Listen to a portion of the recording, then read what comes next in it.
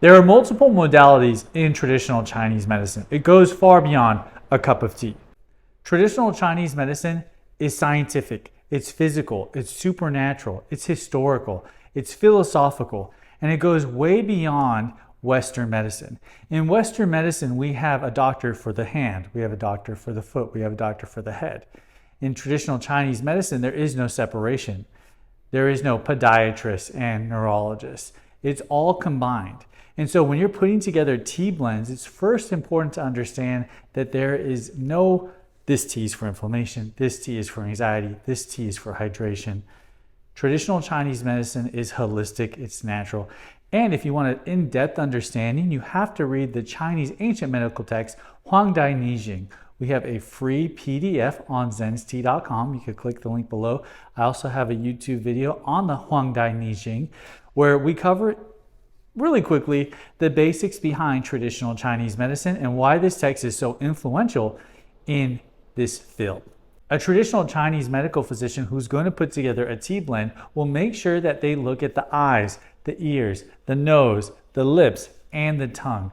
These 5 aspects provide a proper diagnosis for traditional Chinese medicine. Now, how do we make a tea for that? When putting together a tea blend utilizing traditional Chinese medicine, it's important to understand that this is not a one-size-fits-all solution. It has to be implemented in a lifestyle. Many people today in Western society think that they can take a pill and it will solve their issues. That's not how traditional Chinese medicine works. That's not how healthcare works.